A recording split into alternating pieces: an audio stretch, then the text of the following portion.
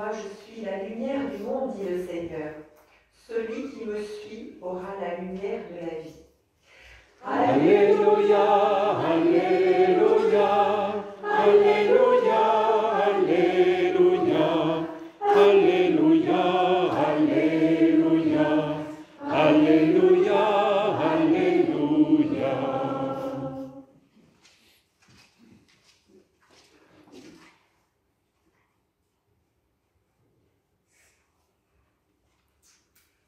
Le Seigneur soit avec vous. Et avec votre esprit. Évangile de Jésus-Christ selon saint Matthieu. Gloire à toi, Seigneur.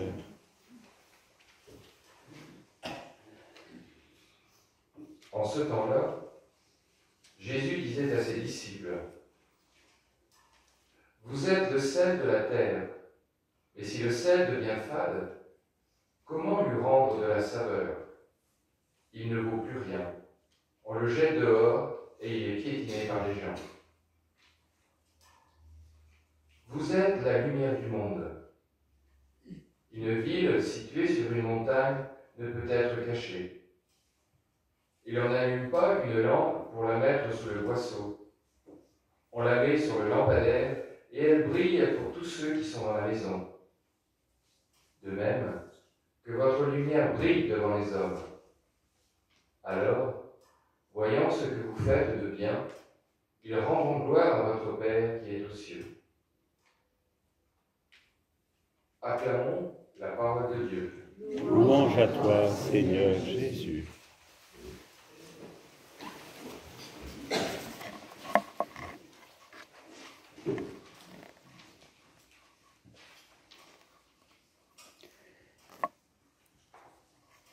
Dimanche dernier, nous avions donc les béatitudes.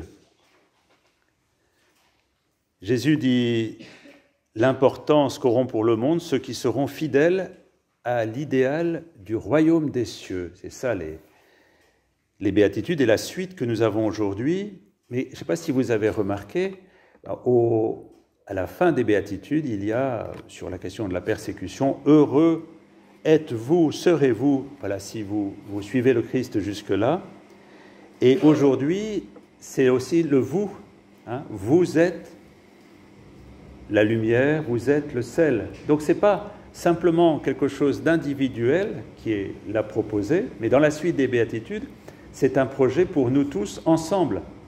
Vous pouvez devenir ensemble, et chacun personnellement, la lumière du monde et le sel de la terre. Devenez ce que vous êtes. Chrétien, deviens ce que tu es.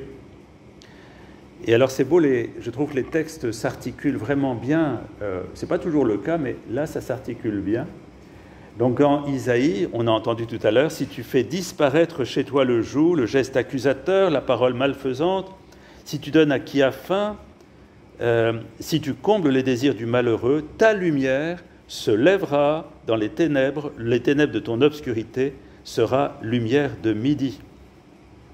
Voilà, c'est vraiment le chemin qui est proposé là, Isaïe, qui nous dit ça, et ça remonte à travers l'Évangile. Voilà, si nous vivons de ces béatitudes, si nous vivons cette attention à l'autre, alors, ensemble, notre vie devient lumière, notre vie devient sel. Ça veut dire que nous avons des choix à faire, où nous vivons dans un esprit ouvert, attentif, accueillant à l'autre, aux autres, où nous nous replions sur nous-mêmes, devenir disciples pleinement, c'est ça que le Christ nous propose. Et devenir disciple pleinement, bien, c'est de vivre l'esprit même du Christ, une ouverture à l'autre qui se travaille de plus en plus, encore une fois, non pas simplement personnellement, mais communautairement. De ce côté-là, on peut se réjouir beaucoup de cette ouverture qui a été donnée hier. Entre ces deux communautés, on a perçu un désir de s'unir dans nos différences et dans nos complémentarités. Alors, comme disaient plusieurs, maintenant tout reste à faire. Hein. Ce n'est pas parce qu'on a voté, après il faut le vivre. Il faut le vivre dans l'esprit des béatitudes et dans l'esprit que ce qui nous est donné, à nous de le vivre et de devenir ce que nous sommes, c'est-à-dire un dans la différence.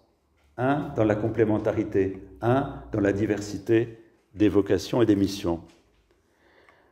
Alors, ensuite, on va passer sur, je vous parlais d'Isaïe et de son très beau message, maintenant Paul.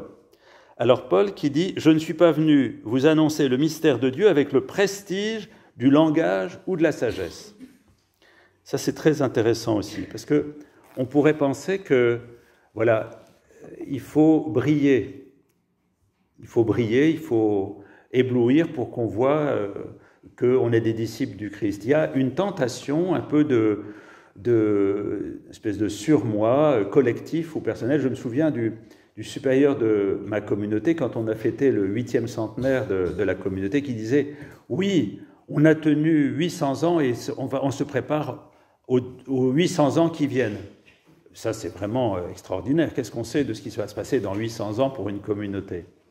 Vivons le jour, humblement. Je pensais à une image, je sais pas, quand vous conduisez la nuit dans des routes de campagne, je suppose que vous mettez les pleins phares, hein, parce que sinon c'est un peu dangereux. Si vous voyez une voiture qui arrive en face, qu'est-ce que vous faites? Vous enlevez tout de suite les pleins phares, parce que ça peut être très gênant pour celui d'en face. Ne soyons pas des chrétiens de plein phare qui veulent écraser ou éblouir, mais cette douce lumière qui est une lumière qui donne de la paix, qui donne de l'espérance. Donc ne cherchons pas, c'est ce que dit saint Paul, à briller, mais juste par une espèce de survoltage. C'est pas bon le survoltage, ça risque de faire sauter les ampoules, mais par ce qui nous habite. Alors qu'est-ce qui nous habite? Alors là, ça passe à ce que dit, vous voyez, on passe d'Isaïe à saint Paul, et maintenant je voudrais parler un peu de saint Pierre. Oui, on va faire le tour. Et saint Pierre qui dit que, voilà, si on veut que notre vie devienne lumière, il faut nous centrer sur la parole. Il a ce mot, voilà, jusqu'à ce que le jour commence à poindre et que l'astre du matin se lève en nos cœurs. C'est dans la 2e lettre de saint Pierre. Ben pour ça, il faut se centrer sur la parole. Et nos communautés, si on veut qu'elles deviennent vraiment vivantes, si on veut qu'elles deviennent vraiment rayonnantes, qu'elles deviennent du sel pour la terre, bien, il n'y a pas d'autre chemin que de se recentrer sur la parole de Dieu. Il faut mettre de plus en plus la parole au cœur de nos communautés pour nous laisser, comme disait un jeune que j'accompagne qui est sur Cognac, poquer. Je trouve ça un mot intéressant. Poquer, c'est un mot un peu inhabituel, mais voilà, que la parole vienne nous rencontrer dans ce que nous sommes personnellement et communautairement pour faire son travail de modelage par la grâce de Dieu et par la parole de ce que nous avons à être nous-mêmes, à être ensemble, à être dans les quartiers où nous sommes, à être dans nos familles, à être dans le monde. Nous laisser toucher par la parole, c'est comme ça que la lumière peut venir surgir du plus profond de ce que nous sommes. Alors il y a les deux dimensions, il y a le sel et il y a la lumière. Alors qu'est-ce qui est complémentaire là-dedans? On aurait pu garder juste la lumière, hein. Pourquoi prendre et la lumière et le sel? Le sel, justement, c'est ce qui va donner de la saveur, mais qui n'est pas visible.